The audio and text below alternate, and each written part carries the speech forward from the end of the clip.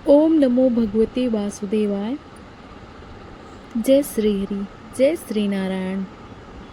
आज हम लेकर आए हैं एक ऐसी पावन कथा जो न केवल व्रत का महत्व बताती है बल्कि सच्ची भक्ति और मन की शुद्धता को अद्भुत संदेश भी देती है। देवउठनी एकादशी वह दिन जब भगवान विष्णु 4 महीने की योग निद्रा से जागते हैं।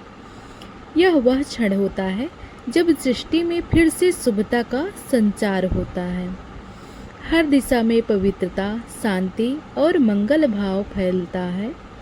कहते हैं जो इस एकादशी का व्रत श्रद्धा और नियम पूर्वक करता है उसे प्रभु श्री हरि के समान दिव्य सुख और पुण्य प्राप्त होता है। तो आइए आरंभ करते हैं देवउठनी एकादशी की पवित्र कथा। जहाँ एक राजा, एक साधारण व्यक्ति और स्वयं भगवान विष्णु के बीच भक्ति और ज्ञान की अनुपम लीला घटित होती है। कथा आरंभ होती है। बहुत समय पहले की बात है। एक विशाल और समृद्ध राज्य था जहाँ के राजा धर्मपरायण, दयालु और न्यायप्रिय थे। उनका शासन चारों ओर प्रसिद्ध था और सबसे विशेष बात यह थी कि उनके राज्य में एकादशी के दिन कोई भी अन्न ग्रहण नहीं करता था। ना राजा, ना प्रजा, ना पशु, ना पक्षी, सभी उस दिन उपवास और भक्ति में लीन रहते थे। राजा स्वयं भी प्रतिदिन भगवान विष्णु का ध्यान करते थे। उनके राज्य में सुबह से ही मंदिर में घंटियां बजती, भक्तजन तुलसी पत्र चढ़ाते, दीप प्रज्वलित करते और श्री हरि विष्णु का नाम गाते। समय बीतता गया। एक दिन एक साधारण पुरुष राजा के दरबार में उपस्थित हुआ। उसके वस्त्र साधारण थे, चेहरे पर सच्चाई छलक रही थी। उसने हाथ जोड़ कहा, राजन, मैं बहुत समय से रोजगार की तलाश में हूँ। कृपया करके मुझे अपने राज्य में कोई कार्य दे दीजिए जिससे मैं अपने परिवार का पालन कर सकूं। राजा ने उससे देखा और बोले, वत्स, हमारे राज्य में हर व्यक्ति नियम और धर्म का पालन करता है। यदि तुम एक शर्त मानो तो तुम्हें काम दिया जाएगा। वह व्यक्ति बोला, राजन, आप जो भी कहेंगे मैं स्वीकार करूँगा। राजा ने कहा, हमारे राज्य में एकादशी के दिन कोई भी अन्न का सेवन नहीं करता। यदि तुम इस नियम का पालन कर सको तभी यहाँ कार्य कर सकोगे। वह व्यक्ति तुरंत बोला, जैसा महाराज आदेश करें। राजा ने प्रसन्न होकर उसे महल में कार्य दे दिया। वह व्यक्ति ईमानदार था, मन लगाकर काम करने लगा और धीरे धीरे सभी के मन में उसके लिए आदर उत्पन्न हुआ। परंतु समय के साथ एकादशी का दिन आ पहुंचा। भोर होते ही मंदिर में शंखनाद हुआ। सभी लोग स्नान कर भगवान का पूजन कर व्रत आरंभ करने लगे। राजा भी उपवास रखकर भक्ति में लीन हो गए। लेकिन वह व्यक्ति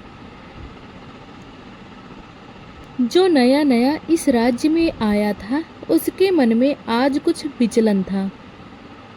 सुबह से भूख उसे सताने लगी और फलाहार से भी उसका मन नहीं भरा।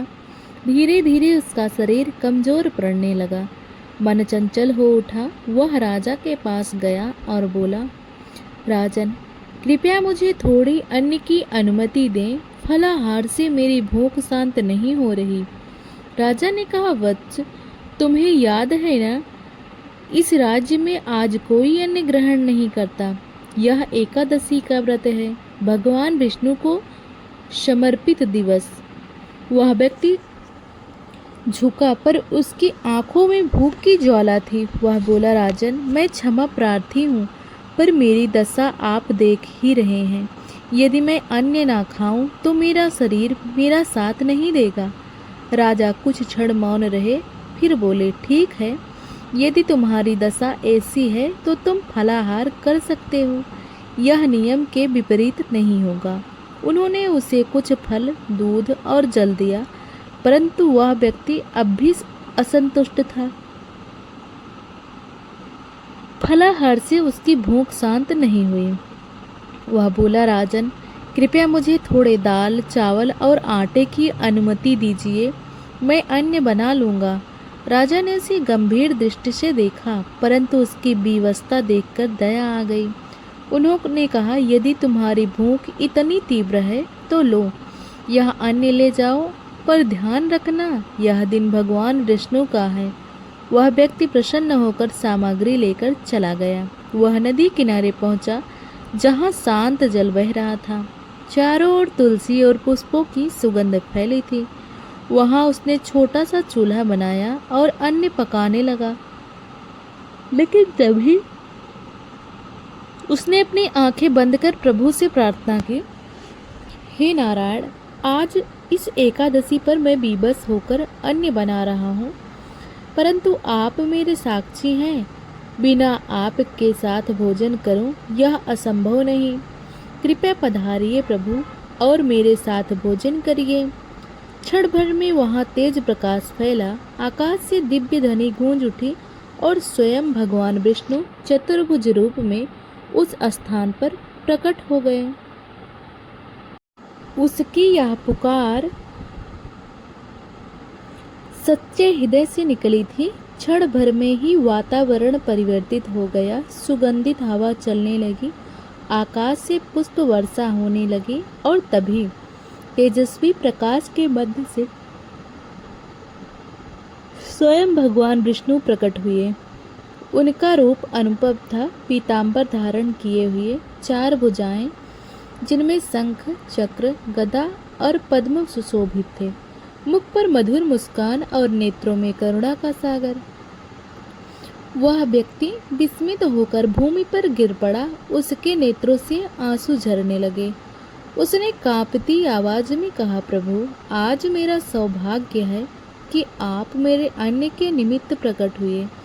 मैं तो एक साधारण मनुष्य हूँ और यह अन्न भी साधारण है। और तभी तेजस्वी प्रकाश के मध्य से स्वयं भगवान विष्णु प्रकट हुए।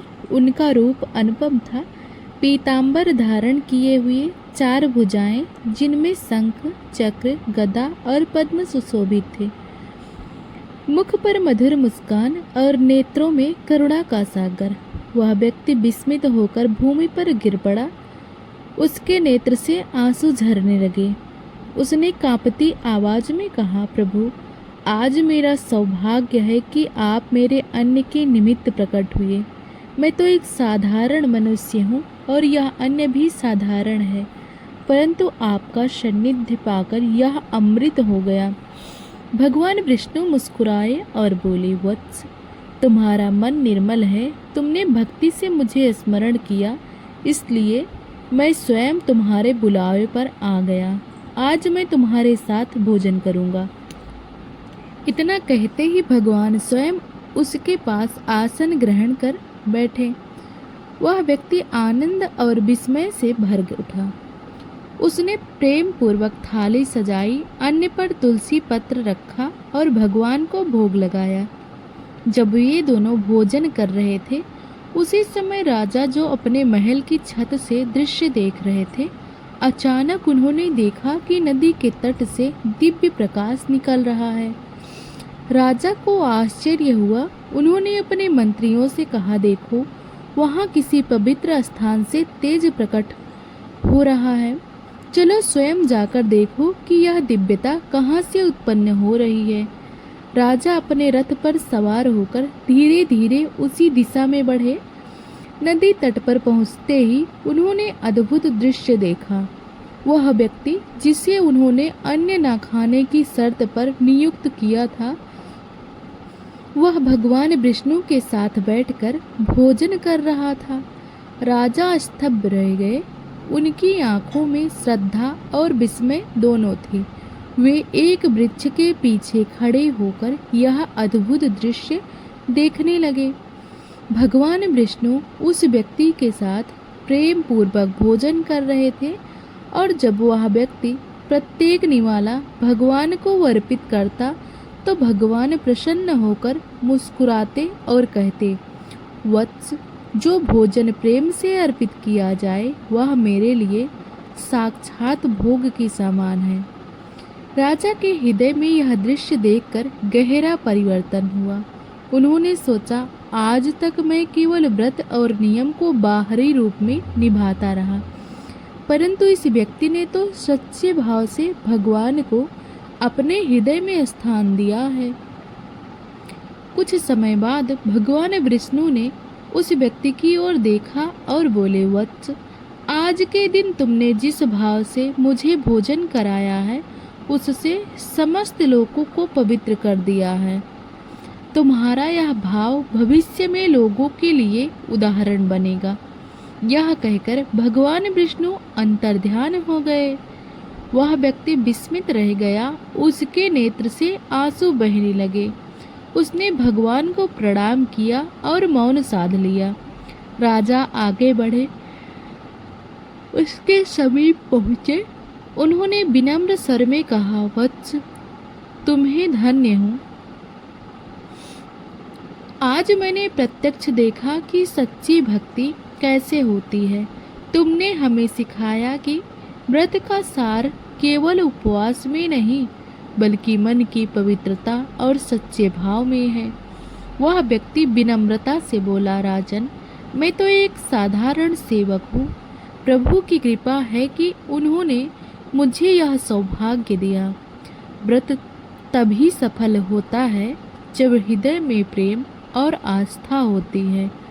राजा ने उसे गले लगाया और बोले, आज से मैं भी केवल शरीर से नहीं बल्कि मन से भी व्रत रखूंगा।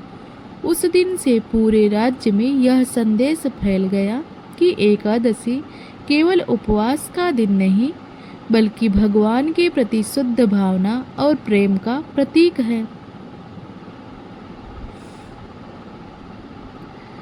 राजा ने उसी क्षण संकल्प लिया, अब से मैं केवल नियम नहीं निभाऊंगा बल्कि सच्चे भाव से हर व्रत और पूजा करूंगा। उन्होंने अपने मंत्रियों और प्रजाजनों को बुलाया और सबके सामने उस घटना का वर्णन किया। जब लोगों ने सुना कि भगवान स्वयं एक साधारण व्यक्ति के साथ भोजन करने आए तो पूरा राज्य भक्ति और आनंद से भर गया। चारों ओर जय श्री हरि, जय विष्णु भगवान की ध्वनियाँ गूंजने लगी। मंदिरों में दीप जल उठे और हर घर में तुलसी पूजा की गई। राजा ने उसी दिन उस स्थान पर एक सुंदर मंदिर का निर्माण करवाया जहां भगवान विष्णु और उस व्यक्ति की प्रतिमाएं स्थापित की गई। उस मंदिर का नाम रखा गया भक्त निवास, जहां हर वर्ष एकादशी पर भक्त एकत्र होकर भजन कीर्तन करते। समय बीतता गया और धीरे धीरे वह परंपरा पूरे राज्य में फैल गई। लोग समझने लगे कि देवउठनी एकादशी केवल जागरण का नहीं बल्कि भक्ति में जागने का दिन है। इस दिन को प्रबोधिनी एकादशी या देवउठनी एकादशी भी कहा जाता है। जब भगवान विष्णु जागते हैं तब संपूर्ण सृष्टि में शुभता का संचार होता है। तब से सभी मांगलिक कार्य जैसे विवाह, गृह प्रवेश, नामकरण, व्रत, संस्कार, यज्ञ आदि पुनः आरंभ होते हैं। इस दिन को प्रबोधिनी एकादशी या देवउठनी एकादशी भी कहा जाता है। भक्त सुबह स्नान कर तुलसी जी और भगवान विष्णु की पूजा करते हैं। घरों में तुलसी विवाह की परंपरा भी इसी दिन मनाई जाती है, जिसमें तुलसी माता और भगवान शालिग्राम का विवाह संपन्न किया जाता है। कथाओं में वर्णित है कि देवउठनी एकादशी का व्रत करने से व्यक्ति के समस्त पाप नष्ट होते हैं और उसे विष्णु लोक की प्राप्ति होती है। जो श्रद्धापूर्वक इस व्रत को करता है वह अगले जन्म में सुख, समृद्धि और मोक्ष का अधिकारी बनता है।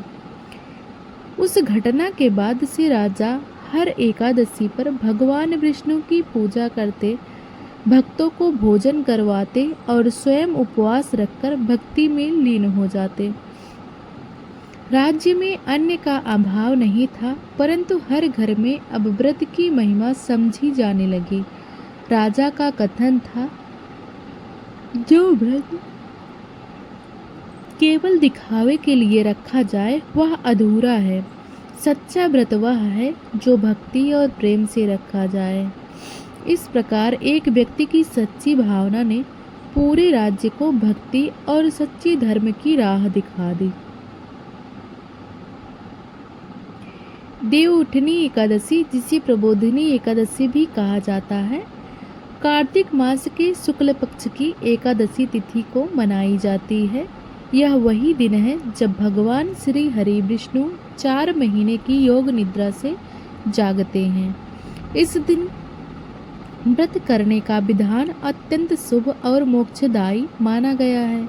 व्रत की पूर्ण संध्या दशमी के दिन, दशमी तिथि की सायंकाल व्रती को सात्विक आहार लेना चाहिए।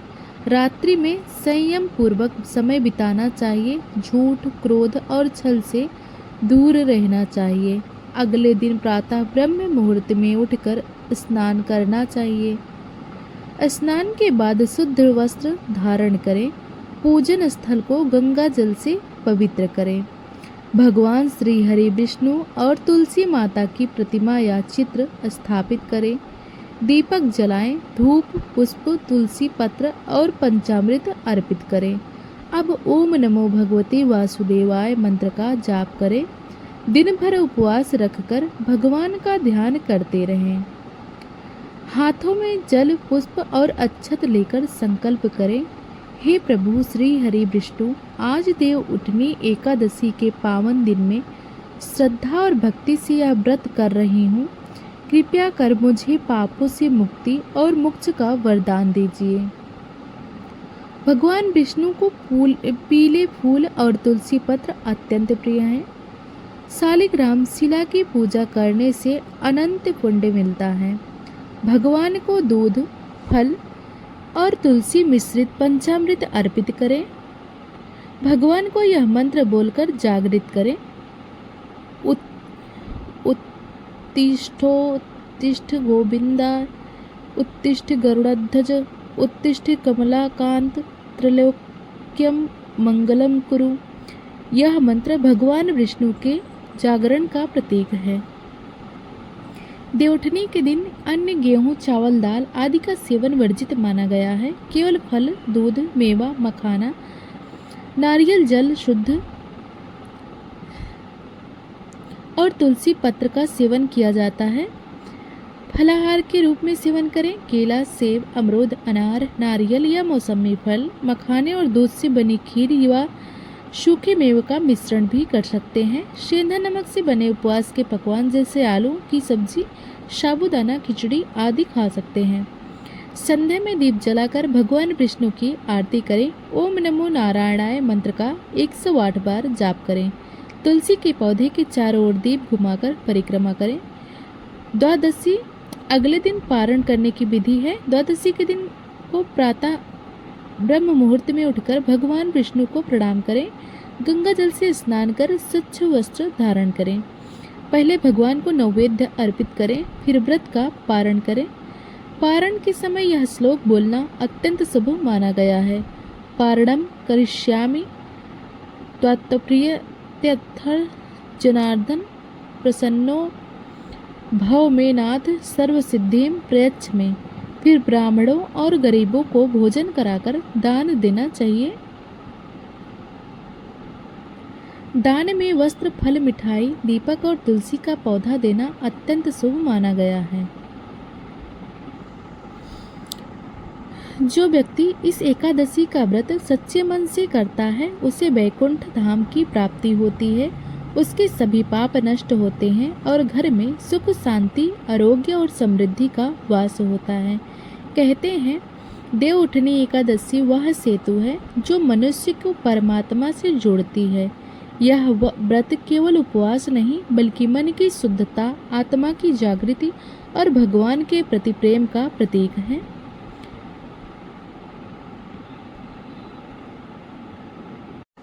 हे प्रभु श्री हरि विष्णु, आपकी कृपा से यह व्रत पूर्ण हुआ। हमारे जीवन में सदा आपकी कृपा बनी रहे। हमारे हृदय में भक्ति, श्रद्धा और प्रेम का दीपक जलता रहे। प्रिय भक्तों, अगर यह वीडियो, यह कथा, प्रबोधिनी एकादशी की कथा आपको पसंद आई हो तो वीडियो को लाइक करें, चैनल को सब्सक्राइब करें और कमेंट में लिखें जय श्री हरि।